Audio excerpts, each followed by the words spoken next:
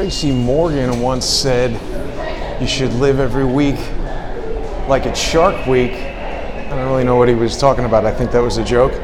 But I don't think it's Shark Week this week. It feels like it's been Social Engineering Week. We've been talking about and calling out a bunch of social engineers. But it seems like every week is Social Engineer Week. They're at it all the time. I'm not just talking about social engineers on social media, on YouTube, and I'm not just talking about the people who are dogging Crowdsource the Truth. Social engineering is a huge, huge problem. Beautiful autumn night here in New York City. But I just wanted to do a short video. I am trying to take Saturdays off. It seems unable to happen. But there was a bit of an unintended consequence to the exposure of some of this social engineering. See, sometimes people are going to experience what's called cognitive dissonance. They hear something that they don't like. They have two sort of conflicting thoughts in their minds that can't logically both coexist, so they become upset. And sometimes those thoughts might be, I like Crowdsource the Truth, but I like this other person on YouTube as well. So if I come out and say something like, hey, Dr. Dave Janda, why are you supporting and promoting obvious lies and refusing to discuss with me or Kevin Shipp or Mike Zullo, the original investigator? Why would you refuse to discuss factual discrepancies? Not trying to make Dave Janda look stupid, not trying to make Dave Janda look like a liar. I just want to have a conversation with him to understand why he thinks the things he's promoting are true. Mary Fanning, obviously lying. She's contradicted herself in her own statements. She's refused to answer. But there are other social engineers we were talking about this week. Oh yeah, the image that I've included in the cover today. You see that shark? What's that book? That's a book written by Dave Swigert. That's the Ethical Hacker's Guide to Doing Whatever. One of the topics he covers is social engineering.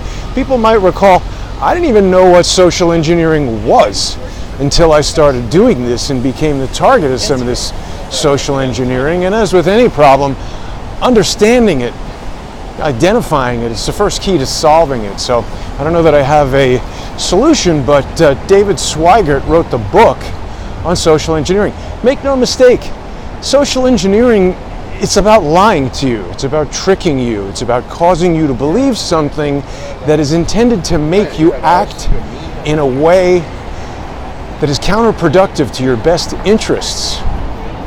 That's what I'm told. Anyway, did a show with Jan Irvin talking about social engineers. Jan's got a lot of experience being attacked by social engineers. We had an interesting conversation. This guy wants to be on camera. See, everybody wants to be in the show. The other thing that I wanted to talk about, so the unintended consequences, right? It seems that there's a lot of people who want to hear about this. People want to know if Field McConnell is lying, which he is. He's been spreading the information that I somehow created a rift between him and David, that I was responsible for the end of Able Danger as people know it. That's not true. I published a clip earlier today that's from April 15th, a day perhaps that maybe Mr. McConnell has forgotten, Captain McConnell. Perhaps he's forgotten about that day because I think he also failed to pay his taxes on April 15th. Let's just listen again to what Field had to say. But I said I've already accepted a invitation from Jason for tonight, and I said I've also accepted an invitation for Tuesday. But I would like to withdraw because I think that David and I have done everything that two humans could do, and I'd like to relax more. But you know, a way that I could relax more and you guys could do more damage is if you, Jason Goodman, set up a regular, whether it's every week, every 2 weeks with David, and just the two of you get on, because 3 is a tougher number. But I'm truth motivated. David's truth motivated. We're completely different individuals, but we don't like sitting idly by watching the oppressed of the world be hurt more and the children of the world being victimized way beyond pedophilia. That's just the tip of the iceberg. The rest of it's even uglier. Jason, over to you. Right. Well, and you know, Field, I think David and I are definitely developing a style of our own in terms of exploring and presenting information. The point I was getting at in asking about who handles the information on this particular YouTube channel is that I recognize that there are certain similarities between the Able Danger Network and Crowdsource the Truth, in that you take in information from a wide range of sources, and what that does is it sort of opens the door to those that would seek to infiltrate our networks of trusted confidants, and also not to accuse anyone. It's just, you know, now we've got someone else doing this. Could this person have made an error? Maybe, I don't know. But what happened was this video got uploaded to an Able Danger branded YouTube channel, which lends a certain credibility to it. And the video contains images from a Wikipedia page that says the Senior Executive Service was created in 1979 by Christine Marcy. People might have noticed the highlight in the background of that Field McConnell, David Hawkins video. The video that was reposted on the Able Danger YouTube site was a video from George Webb, the brother of David Swigert, a pair of siblings that seem to be quite knowledgeable in the area of social engineering. Anyway, that's a video that includes images from an edited Wikipedia entry where, I don't know, somebody wrote in there that Christine Marcy started the SES. I have no firsthand knowledge of that. Field is Christine Marcy's sister. He's spoken about her a million times. The point of that video, the point of my video showing that clip, is to reiterate the position that Able Danger is a sandbox social engineering cesspool, and it was used to deceive David and to tie him up. And it's interesting to note, when my relationship with Able Danger broke, David and I will be speaking about that more later this week on Friday on our show. Every Friday I do a show with David on patreon.com/reverse CSI storyboards and patreon.com/crowdsource the truth. I do want to thank the generous Patreon and Subscribestar sponsors who make the show possible. You know, when I do these kinds of things, there's a lot of people who want to hear about it. They want to know who is lying to them, or what information we have with regard to who might be lying to them. Nobody wants to be lied to. Nobody wants to be deceived. But as I said earlier, cognitive dissonance, there are some people who get upset when I say things about other YouTubers who maybe they like. I apologize to those people. I don't want them to become upset. I actually contacted Dave Janda this morning because I really wanted to talk to him about this. I think there's a serious disconnect, and I like to give people a lot of benefit of the doubt. Dave Janda, followed by a lot of people, seems to have a pretty good show. If anybody missed the tweet, I want you to hear this phone call I had with Dave Janda. Hello. Dr. Janda? Yes. It's Jason Goodman. How are you? I prefer you communicate with me by writing.